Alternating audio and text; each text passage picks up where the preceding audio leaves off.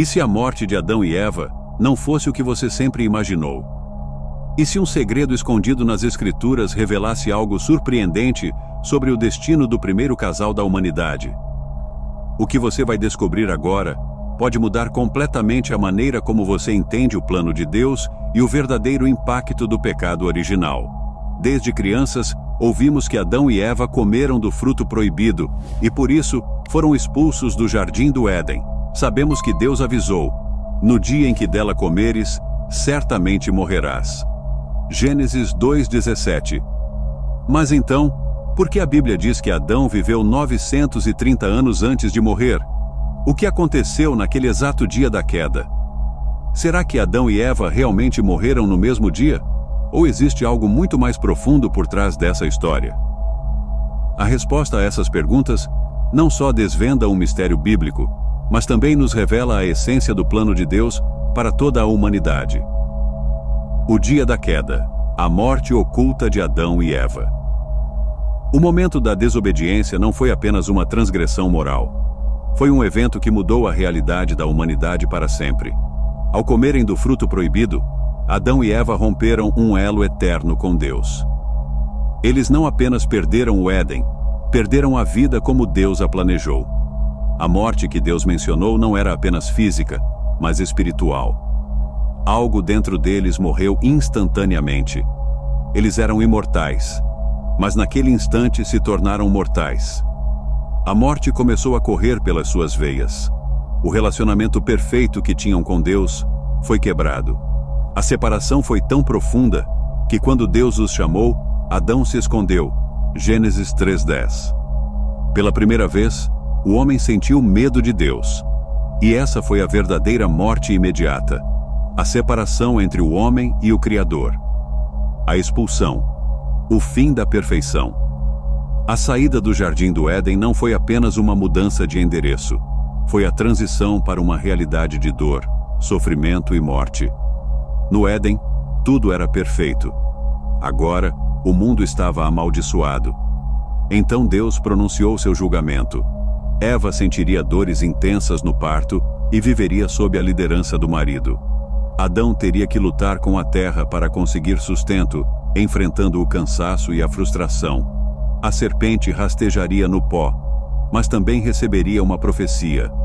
Um dia, a descendência da mulher esmagaria sua cabeça. Gênesis 3:15. E aqui Deus revela a primeira profecia sobre Cristo. Aquele que quebraria o ciclo da morte já estava prometido desde o início. Mas até esse dia chegar, Adão e Eva teriam que viver sabendo que trouxeram a morte ao mundo. Agora imagine o silêncio, o Éden fechado para sempre. O anjo com a espada flamejante, impedindo qualquer tentativa de retorno. Adão e Eva sozinhos, com o peso de sua escolha. Eles foram criados para viver eternamente, mas agora sabiam que um dia voltariam ao pó. E o mais trágico, seus próprios filhos viveriam as consequências dessa queda. A primeira morte não demoraria para acontecer. E quando veio, foi um choque devastador. A escuridão já havia se espalhado pelo mundo desde que Adão e Eva foram expulsos do Éden. Mas agora, o mal tomaria uma nova forma. Uma forma muito mais cruel e irreversível. Se o pecado havia separado o homem de Deus, agora ele separaria também os próprios homens entre si. E o primeiro sangue seria derramado. Caim e Abel nasceram em um mundo já marcado pela queda. Embora tivessem ouvido de seus pais sobre o tempo perfeito no Éden, eles não experimentaram essa realidade. Para eles, a vida sempre foi trabalho árduo, dificuldades e dor. Desde cedo, Caim e Abel aprenderam sobre o relacionamento com Deus. Eles sabiam que o Criador ainda os observava e esperava algo deles. Mas o coração dos dois irmãos era muito diferente. Abel entendia que tudo vinha de Deus. Seu coração era cheio de gratidão, e ele o adorava com sinceridade. Quando oferecia sacrifícios, dava o melhor que tinha. Seu coração estava voltado para Deus. Caim, por outro lado, via Deus como um peso. Seu sacrifício era feito por obrigação, e não por amor. Ele oferecia algo de sua colheita, mas sem esforço, sem dedicação, sem entrega verdadeira. E Deus viu isso. A Bíblia diz que o Senhor aceitou a oferta de Abel, mas rejeitou a de Caim. Gênesis 4:4-5. Isso despertou algo terrível no coração de Caim. A inveja começou a crescer dentro dele. Mas não era só inveja, era ódio. Um ódio que nascia do orgulho ferido e da recusa de reconhecer seu erro. Quando Deus percebeu, advertiu Caim: por que andas irado, e por que descaiu o teu semblante? Se fizeres o bem, não serás aceito?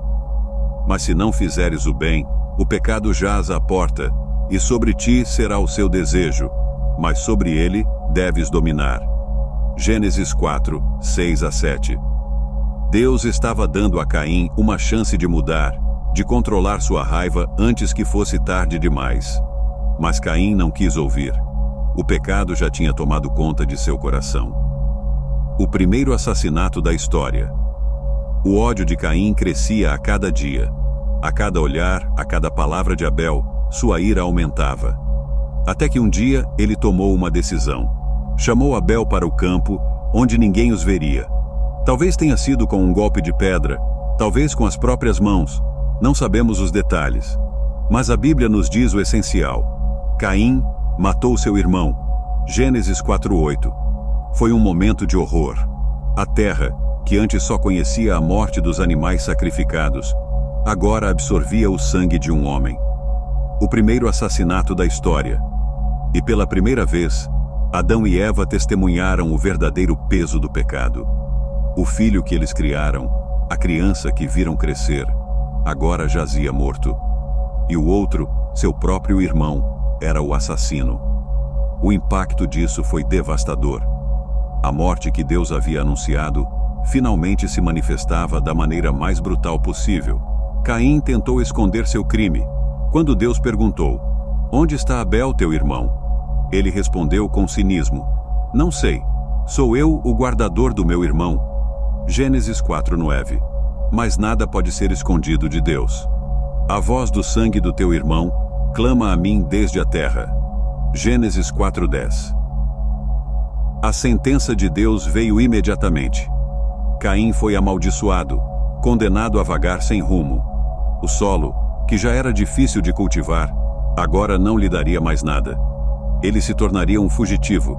Mas mesmo assim, Deus não o matou.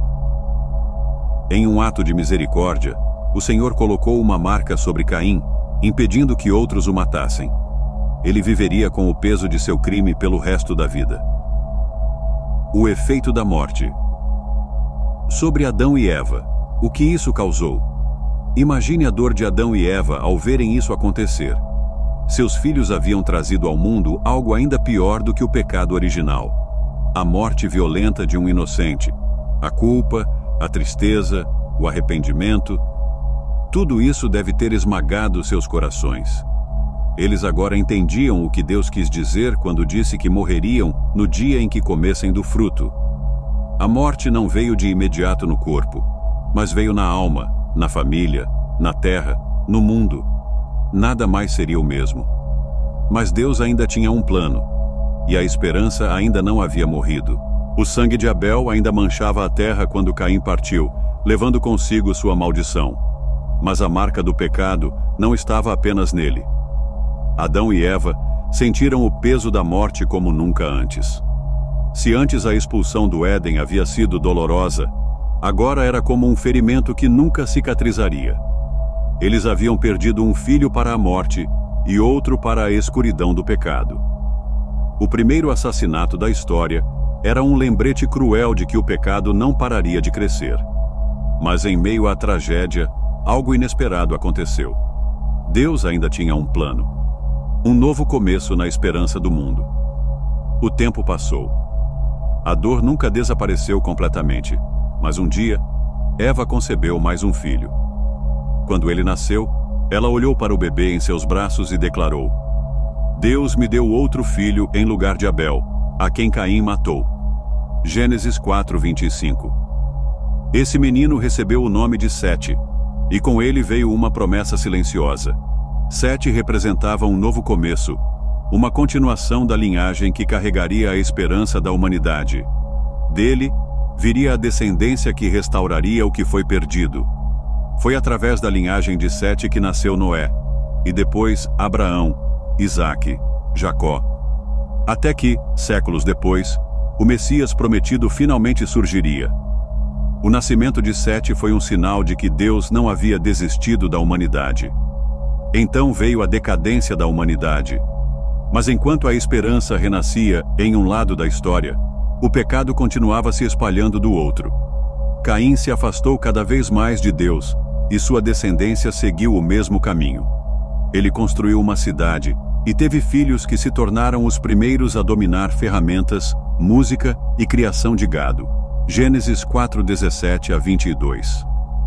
Mas sua linhagem se afastou completamente do Criador.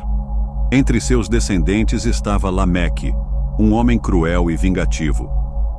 Ele se tornou o primeiro polígamo da Bíblia e, em um momento de arrogância, declarou: "Matei um homem por me ferir e um jovem por me pisar." Gênesis 4:23. O pecado de Caim agora havia se tornado uma cultura de violência e orgulho. A maldade humana crescia sem controle.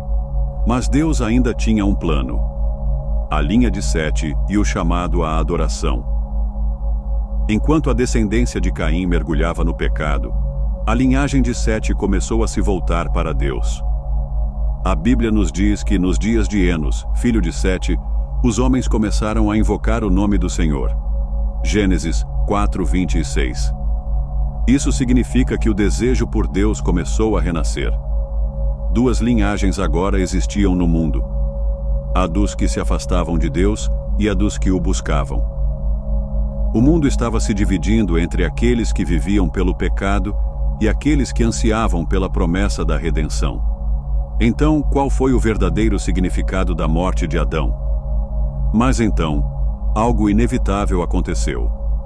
Adão, o primeiro homem, aquele que havia visto Deus face a face e experimentado a perfeição do Éden, morreu. 930 anos se passaram desde aquele fatídico dia no jardim. Ele viu a corrupção da humanidade crescer, viu a dor da separação de Deus e sentiu no próprio corpo o peso da maldição. A Bíblia registra sua morte de forma simples e direta. E foram todos os dias de Adão 930 anos, e morreu. Gênesis 5:5. Mas essa morte não foi o fim da história, porque antes de morrer, Adão viu a promessa de Deus começar a se cumprir.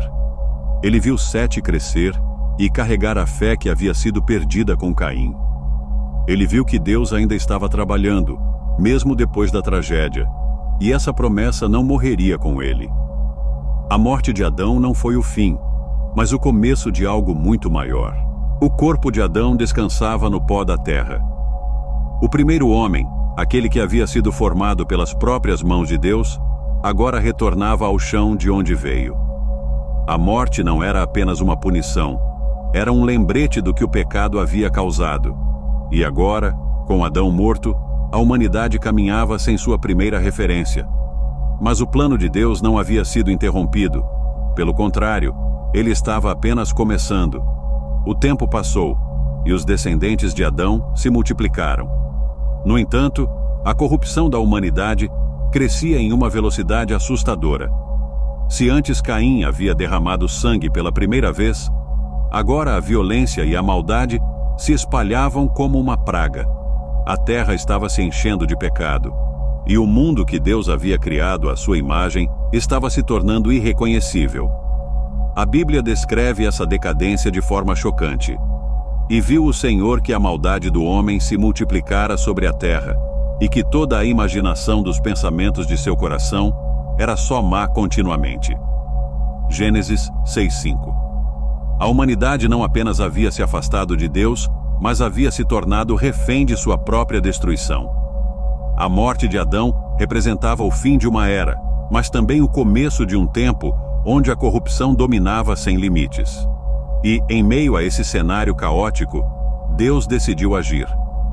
Mesmo em um mundo tomado pelo pecado, a promessa feita a Eva de que um dia a serpente seria esmagada ainda estava viva, e Deus encontrou um homem que andava com ele. Seu nome era Noé. Noé era homem justo e perfeito em suas gerações. Noé andava com Deus. Gênesis 6:9. Enquanto o mundo inteiro mergulhava no pecado, Noé se manteve fiel. E por isso, Deus fez a ele um chamado radical. O Senhor revelou a Noé que um grande julgamento viria. A terra, corrompida pelo pecado, seria purificada por um dilúvio, mas Noé e sua família seriam salvos. Faze para ti uma arca de madeira de gofer, farás compartimentos na arca e a revestirás por dentro e por fora com betume. Gênesis 6:14. A ordem era clara. Noé deveria construir uma arca gigantesca, algo nunca visto antes. A fé de Noé e o escárnio do mundo Noé obedeceu. Por anos, ele construiu a arca, enquanto o mundo zombava de sua fé. Para muitos, a ideia de um dilúvio parecia absurda. Mas Noé sabia que Deus cumpre suas promessas, seja de juízo ou de salvação. A cada martelada na arca, Noé anunciava ao mundo que o fim estava próximo. Mas ninguém acreditou. A corrupção havia cegado os corações. O mundo ria, festejava e continuava em seus pecados. Até que o primeiro trovão ecoou nos céus. A chuva começou a cair, e pela primeira vez na história, a humanidade percebeu que Deus não havia falado em vão. A terra começou a se encher de água. Os rios transbordaram. O chão rachava. E então veio a grande onda. O mundo foi afogado. Mas dentro da arca, Noé e sua família estavam seguros. A promessa feita a Eva de que um redentor viria não havia sido apagada pelo dilúvio. A humanidade seria recomeçada através de Noé. E ao final de 40 dias e 40 noites de tempestade, a arca encontrou descanso no alto de um monte. O juízo de Deus havia sido derramado sobre a terra, mas a esperança ainda estava viva. A linhagem que levaria até o Messias sobreviveu. Quando Noé saiu da arca, Deus fez algo extraordinário. Ele estabeleceu uma aliança, prometendo que nunca mais destruiria a terra com um dilúvio. E para selar essa promessa, colocou um arco-íris nos céus. O meu arco tenho posto na nuvem. Este será por sinal da aliança entre mim e a terra. Gênesis 9:13. O mundo recomeçaria, mas o pecado ainda existia. E a promessa do Redentor ainda precisava se cumprir.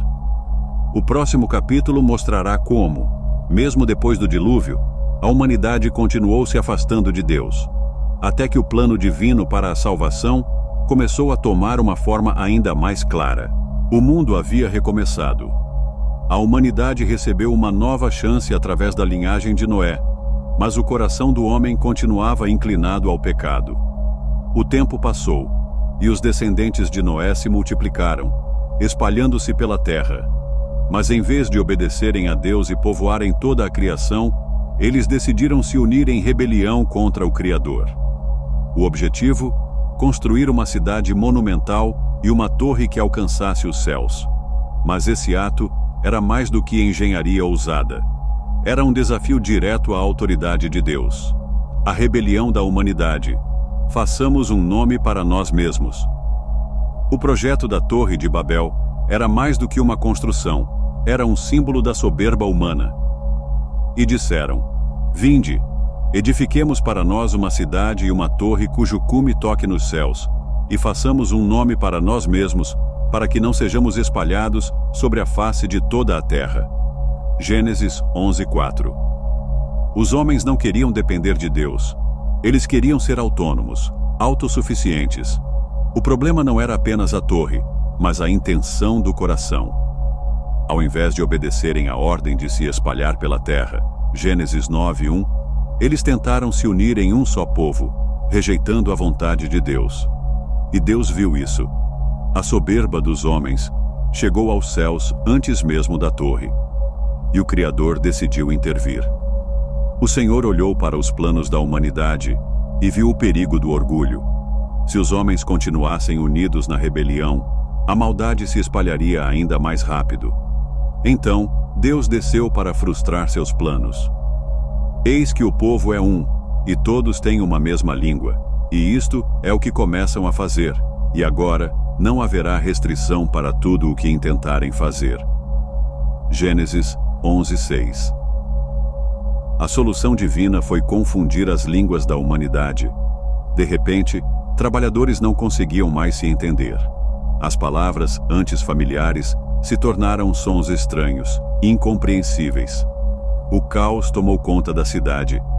Grupos começaram a se formar, separando-se por aqueles que ainda conseguiam se comunicar. A construção parou. E então, a humanidade foi dispersa pela terra, exatamente como Deus havia ordenado. O nome da cidade se tornou Babel, que significa confusão. Por isso, se chamou o seu nome Babel, porquanto ali confundiu o Senhor a língua de toda a terra. E dali os espalhou o Senhor sobre a face de toda a terra. Gênesis 11:9. A torre nunca foi concluída. O sonho de grandeza dos homens foi destruído pelo próprio Criador. A confusão das línguas fez com que os homens se espalhassem pelo mundo. O que antes era um só povo se tornou diversas nações, com diferentes culturas, línguas e costumes. Mas por trás desse ato de juízo, havia um plano muito maior. A separação das nações não foi o fim da história da humanidade, mas um passo necessário para o cumprimento da promessa de Deus. Agora, a terra estava cheia de diferentes povos, e Deus escolheria um deles para começar algo novo. Entre todas as nações que surgiram após Babel, Deus escolheu um homem para dar início a uma nova história. Seu nome era Abrão. Deus o chamou para sair de sua terra e fazer parte de um plano que mudaria o destino do mundo. Ora, o Senhor disse a Abrão: sai-te da tua terra, da tua parentela e da casa de teu pai, para a terra que eu te mostrarei.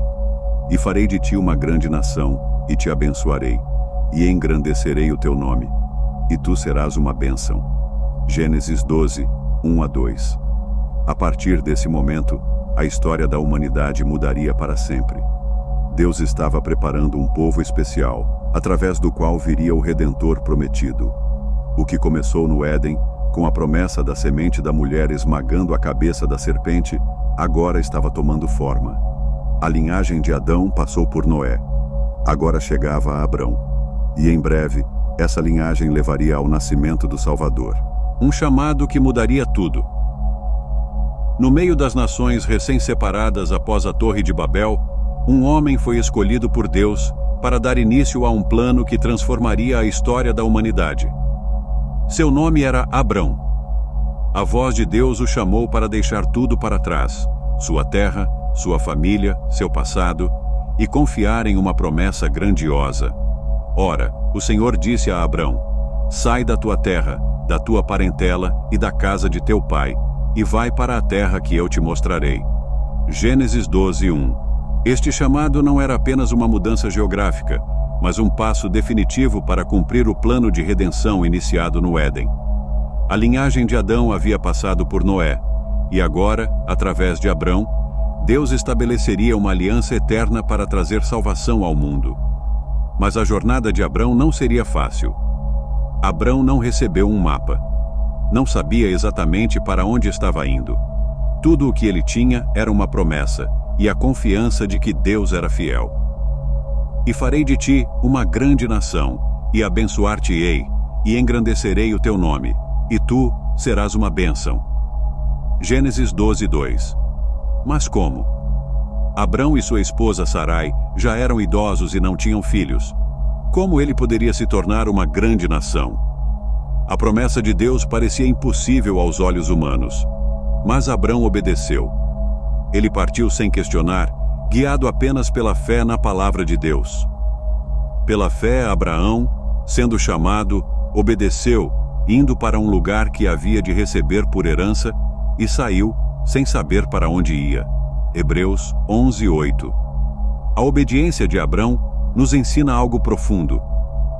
Deus não revela todos os detalhes de seu plano de uma vez, mas nos pede confiança total. E essa confiança seria colocada à prova muitas vezes. Os anos passaram e a promessa de um filho não se cumpria. Abrão e Sarai começaram a duvidar. será que Deus realmente lhes daria um herdeiro? Na tentativa de ajudar Deus, Sarai sugeriu que Abrão tivesse um filho com sua serva Agar. O plano funcionou, mas não era o plano de Deus. Ismael nasceu, mas não era o filho da promessa. Deus tinha algo muito maior reservado. E quando tudo parecia impossível, Deus reafirmou sua promessa. Então o Senhor o levou para fora e disse: Olha agora para os céus e conta as estrelas, se é que as podes contar. Assim será a tua descendência. Gênesis 15:5. Abrão creu, e isso foi o suficiente para que Deus o declarasse justo pela fé. Mas Deus ainda faria algo mais poderoso. Na cultura antiga, alianças eram seladas com sacrifícios de animais, e Deus, para mostrar que sua promessa era irrevogável, fez um pacto com Abrão. Naquele mesmo dia, fez o Senhor um pacto com Abrão dizendo: A tua descendência dei esta terra. Gênesis 15:18. Nesta cerimônia, animais foram partidos ao meio, e Deus, na forma de um fogo ardente, passou entre as metades. Isso significava que a aliança era eterna. Nada poderia mudá-la. E como um selo final, Deus mudou o nome de Abrão para Abraão, pai de muitas nações, e o de Sarai para Sara. Finalmente, o filho prometido veio ao mundo. Isaque nasceu. A promessa começava a se cumprir. Mas Deus ainda testaria a fé de Abraão de forma extrema. Depois de anos esperando, Deus pediu algo impensável a Abraão. Toma agora o teu filho, o teu único filho, Isaque, a quem amas, e vai-te à terra de Moriá, e oferece-o ali em holocausto, sobre uma das montanhas que eu te direi. Gênesis 22:2. Como isso era possível? O próprio Deus havia prometido que Isaque seria o herdeiro da promessa. Abraão não questionou. Ele subiu o monte com seu filho, levando a lenha para o sacrifício. E no momento decisivo, quando levantou a faca para oferecer Isaque, então o anjo do Senhor bradou a Abraão desde os céus e disse: Não estendas a tua mão sobre o moço, e não lhe faças nada, porquanto agora sei que temes a Deus, e não me negaste o teu filho, o teu único filho.